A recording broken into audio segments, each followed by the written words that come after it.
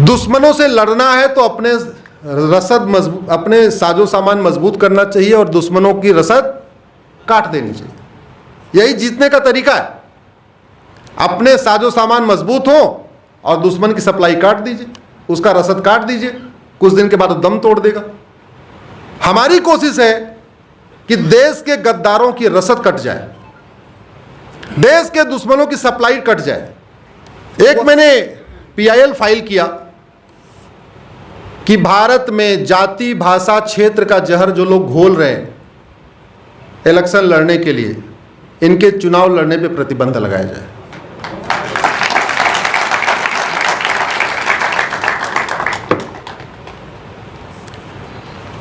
आपने कभी सोचा ये हमें जातियों में बांटने वाला कौन है? आज की डेट में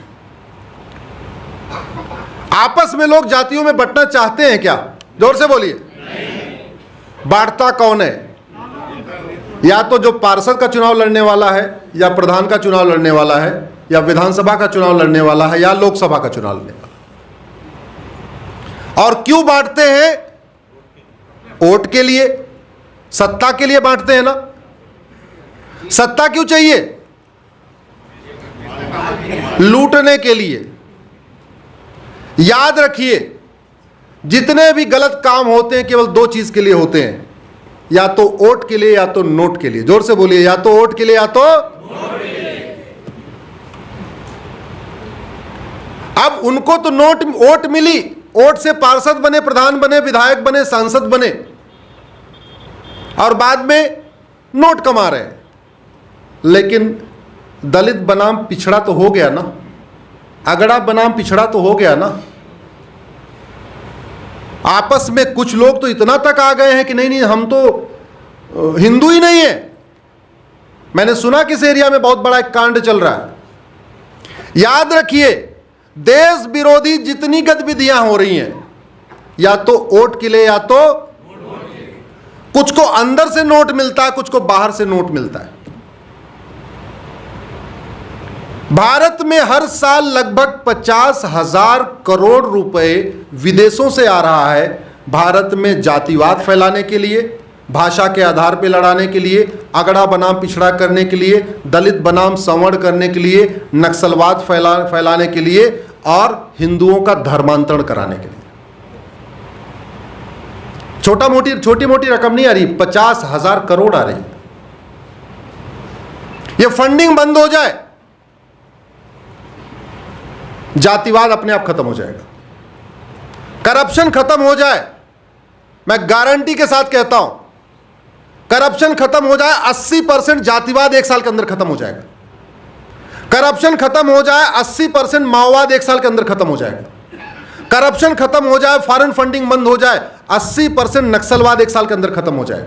करप्शन खत्म हो जाए, फॉरेन फंडिंग बंद हो जाए, धर्मांतरण बंद हो जाए। करप्शन खत्म हो जाए, नक्सलवाद करप्शन खत्म हो जाए, फॉरेन फंडिंग बंद हो जाए। जो दलित बनाम संवर्ण वाला खेल चल रहा है सोशल मीडिया के माध्यम से, यूट्यूब के माध्यम से, फेसबुक के माध्यम से, ट्विटर के माध्यम से, ये जितने बड़े अकाउंट बने हुए हैं फेसबुक ट्विटर पे दलित बनाम संवर्ण करने के लिए, अगला बनाम पिछड़ा करने के लिए, सबको पैसा आ रहा है, अलग अलग तरीके से पैसा आ रहा है। खाड़ी देशों से सीधे कैश आ रहा है, उसको हवाला कहते हैं। आप लोग सबने भी सुना होगा हवाला का मतलब क्या होता है। कुछ लोगों को FCRA के जरिए आ रहा है, एक कानून है। 2010 में कांग्रेस की सरकार ने, जब उसको लगा कि हम शायद 2014 में नहीं आएंगे, अपने पालतू NGO, पालतू चैनलों, पालतू पत्रकारों, पालतू तथाकथित सामाजिक कार्यकर्ताओं की फंडिंग कराने के लिए उन्होंने एक बड़ा घटिया कानून बनाया, उसको कहते हैं FCRA। मैंने उस कानून को चैलेंज किया हुआ है। उस कानून से बहुत बड़ी मात्रा में फंडिंग आ रही है। और एक तो उन्होंने ऐसा खेल खेला कि अभी तक RBI को समझ में नहीं आ रहा इतना बड़ा खेल कैसे हो गया। आप लोग गूगल करिएगा, uniform banking code Ashwini Upadhyay, एक मेरी PIL चल रही है, और वो खेल मुझे भी समझ में नहीं आ रहा था चल क्या रहा है। आपको पता है दिल्ली में किसान आंदोलन हुआ था, ध्यान है, सड़क जाम करके बैठे हुए थे। दुर्भाग्यवश वो मेरा भी रास्ता है, हम भी वहीं से रोज गुजरते थे। तो जो मुझे 1 घंटे में सुप्रीम कोर्ट पहुंचना होता था, मैं 3 घंटे में सुप्रीम कोर्ट पहुंचता था। मैं बहुत परेशान था, सोच रहा था क्या है, कैसे करें, कुछ इसका कोई एविडेंस मिले, कुछ तो मिले। एक मिस्टर नवल किशोर सिंह है, मैं उनका नाम इसलिए ले रहा हूं कि वास्तव में राष्ट्रभक्त हो तो ऐसा होना चाहिए। मुझे लगातार फोन कर रहे थे, भाई साहब ऑस्ट्रेलिया से फंडिंग हो रही है, ऑस्ट्रेलिया से फंडिंग हो रही है, ऐसे हो रही है, ऐसे, मतलब वो मुझे एक्सप्लेन करते थे। मुझे समझ में नहीं आ रहा क्या कर रहे हैं। एक तो मैं इंजीनियर, कोई फाइनेंस का आदमी हूं नहीं मैं, ये तो इंजीनियरिंग छोड़ के मैंने वकालत कर लिया।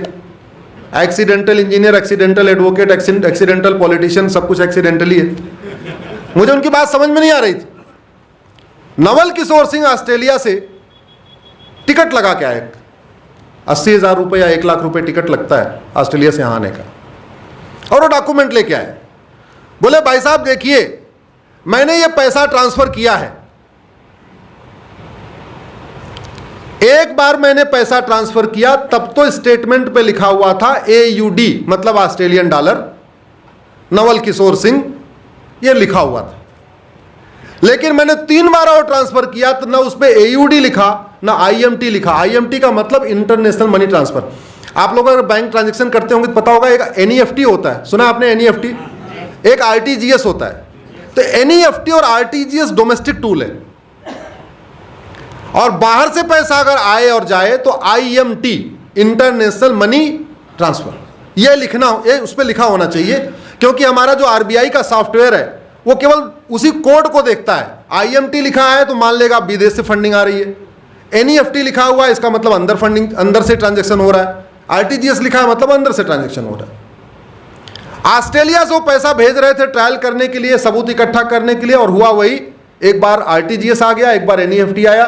वो दोनों एविडेंस लेके मेरे पास आए, मैंने देखा तब मेरा भी दिमाग चकरा, आपने कहा बाप रे बाप, इतना बड़ा काम हो रहा है। इस देश में नक्सलियों को, माओवादियों को, कट्टरपंथियों को, जिहादियों को, जातिवादियों को, भाषावादियों को, क्षेत्रवादियों को, मिशनरियों को बहुत बड़े पैमाने पे बाहर से फंडिंग आ रही है, बैंक के थ्रू आ रही है, और सरकार को नहीं पकड़ पा रही थी।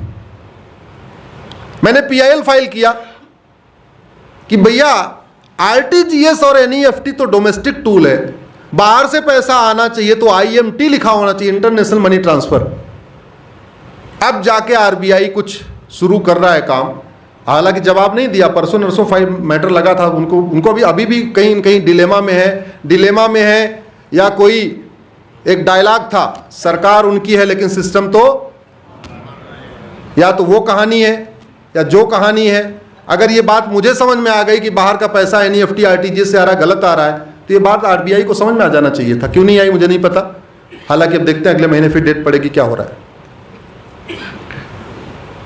दुश्मनों से लड़ना है तो अपने रसद मजबूत, अपने साजो सामान मजबूत करना चाहिए और दुश्मनों की रसद काट देनी चाहिए। यही जीतने का तरीका है। अपने साजो सामान मजबूत हो और दुश्मन की सप्लाई काट दीजिए, उसका रसद काट दीजिए, कुछ दिन के बाद वो दम तोड़ देगा। हमारी कोशिश है कि देश के गद्दारों की रसद कट जाए, देश के दुश्मनों की सप्लाई कट जाए। वो हर काम पैसे के लिए कर रहे हैं। आपके झबुआ में जो धर्मांतरण हो रहा है वो पैसे के लिए हो रहा है, कोई फ्री में नहीं कर रहा है। पैसा आ रहा है धर्मांतरण कराने के लिए, बड़े मात्रा में आ रहा है। अगर वो पैसा बंद हो जाए, मिशनरियां फिर वहां पे कोई जो कह रही ना हम तो सेवा कर रहे हैं, वो सेवा हुआ सब भूल के चले जाएंगे। वो मेवा खाने के चक्कर में वहां रुकी हुई है। सेवा, फंडिंग बंद, मेवा बंद तो सेवा बंद। सच्चाई ये है। योगी, अगर आप हमारी बात से सहमत हैं तो इस वीडियो को कम से कम 10 लोगों को जरूर फॉरवर्ड करिएगा, और इस चैनल को आप सब्सक्राइब कर लीजिए, बेल आइकन प्रेस कर लीजिए, जिससे जब भी हम कोई वीडियो अपलोड करें आपको तुरंत सूचना मिल जाए। इस वीडियो को अपने सांसद विधायक को टैग करके ट्वीट करिए। इस वीडियो को, इस लिंक को अपने फेसबुक पे डालिए, और इस लिंक को कम से कम अपने व्हाट्सएप पे शेयर करके और उनसे रिक्वेस्ट करिए इसको सुन ले। केवल आप फॉरवर्ड कर देंगे तो लोग वो भी फॉरवर्ड कर देंगे। ऐसा भी होता है व्हाट्सएप पे, चूंकि दुनिया भर की चीजें आती रहती हैं तो लोगों समझ में नहीं आएगा, हाँ इसको बहुत सुनना, इसको जरूरी है।